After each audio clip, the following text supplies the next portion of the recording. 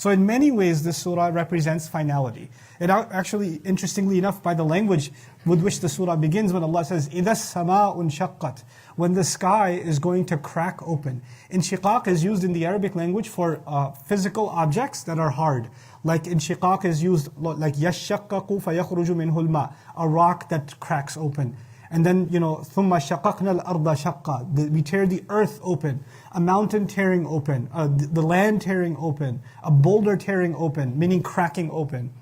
Infitar can actually be used, in the previous surah you found, إِذَا السَّمَاءُ انْفَطَرَتْ, right? You can use infitar or fatar for even the tearing of a cloth, something soft.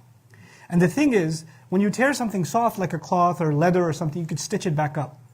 But once a rock is cracked open, what happens? There's no putting it back together. The idea that the word inshiqaq is used in the beginning here, إِذَا السَّمَاءُ انشَقَّتْ, in and of itself kind of represents a finality. That this is bringing everything that's been talked about before to a final version. There are so many words even used for the sky, right? فُتِحَتِ السَّمَاء, the sky has been opened. السَّمَاءُ فُرِجَتْ, another word for torn, which can be stitched again. انفطرت, there are so many words, but this one is kind of irreversible. It's the end game. And so that's where we start with. But then it's one of the most powerful ayat describing nature and describing the reality of the sky that you find anywhere in the Qur'an. Allah Azza wa Jalla says, وَأَذِنَتْ لِرَبِّهَا وَحُقَّتْ. And this is a very difficult ayah to process. Let's go through it little by little.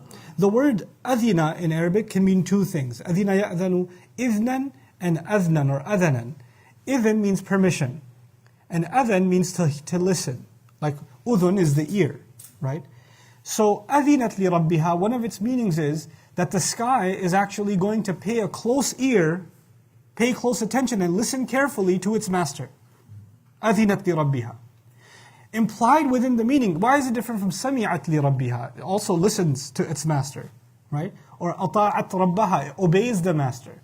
Even also, because it has kind of the texture of permission, it's as though, just to make this easy to understand, sometimes I give somebody, a student, an instruction to do something and they don't want to do it, right?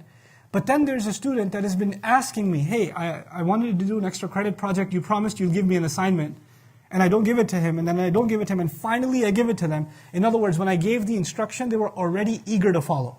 They've been waiting to hear the permission to do what they've been wanting to do. You understand? Simpler example would be children asking for recess or a break. Can we have a break now? Can we have a break now? Can we have a break now? Then finally, when the permission is given, they listen to the words of permission and they can do what they want. It is as though the sky tearing open is actually what the sky has been wanting to do. And it's been holding itself back because it didn't hear the words of permission from Allah. Allah didn't say, not yet. Allah kept saying, not yet, not yet, not yet. And it's just desperately waiting for those words to come from Allah. أَذِنَتْ لِرَبِّهَا. It's a very scary thing to think about. This theme in the Qur'an, that nature, as we know it, is actually a wild beast that wants to just tear things apart, and the only reason it's being held back is because Allah hasn't given it permission yet. The earth actually doesn't want to stay calm. The sky doesn't want to stay intact. It wants to tear open. What Qur'an will describe, for example, when someone says Allah has taken a son, تَكَادُ السَّمَاوَاتُ يَتَفَطَّرْنَ. The skies are about to tear open because they hear somebody saying Allah has a son. The skies can't tolerate that kind of disobedient word to Allah. The heavens are shaking, but they are held together because Allah won't let them tear open. So all other creations of Allah, they only tolerate obedience. And this idea, why is it that it's waiting to be torn open? Why does it want to destroy itself so badly? You have to understand something. You know, when you experience trauma, like I'm reminded of the example of Maryam salamun alayha, when she gave birth, and she wished that she was dead. Ya laytani mittu qabla hadha. I wish I was dead before this happened. When you see experience a traumatic thing, and you're going to be accused and humiliated, etc., etc., you'd wish for death over that. The obedient to Allah, the skies that are in tasbih of Allah, سَبَّحَ لِلَّهِ مَا فِي السَّمَاوَاتِ وَمَا فِي الْأَرْضِ. All things in the skies and the earth declare Allah's perfection. When the sky watches us, because the sky is a witness over us, when it watches our evil deeds, our sins, and our shirk and our kufr, then it actually reacts. And it wants to react. Sometimes Allah lets the earth react just a little bit. So Allah says, ظَهَرَ الْفَسَادُ فِي الْبَرِّ وَالْبَحْرِ بِمَا كَسَبَتْ أَيْدِي النَّاسِ. That corruption came out in the land and in the sea because of some of the sins that people have earned.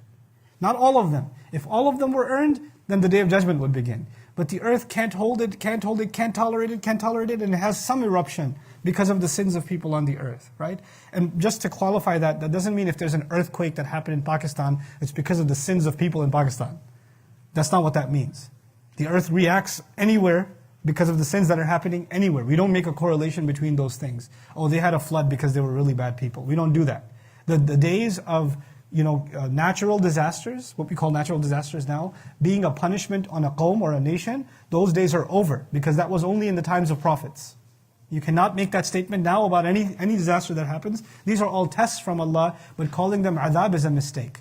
That is not the same as calling them adhab. That is a mistake. Allah's book doesn't allow it. Hey guys, you just watched a small clip of me explaining the Quran in depth as part of the Deeper Look series. Studying the Quran in depth can seem like a really intimidating thing that's only meant for scholars. Our job at Bayyinah is to make deeper study of the Quran accessible and easy for all of you. So take us up on that challenge. Join us for this study, the Deeper Look of the Quran, for this surah and many other surahs on BayyinahTV.com under the Deeper Look section.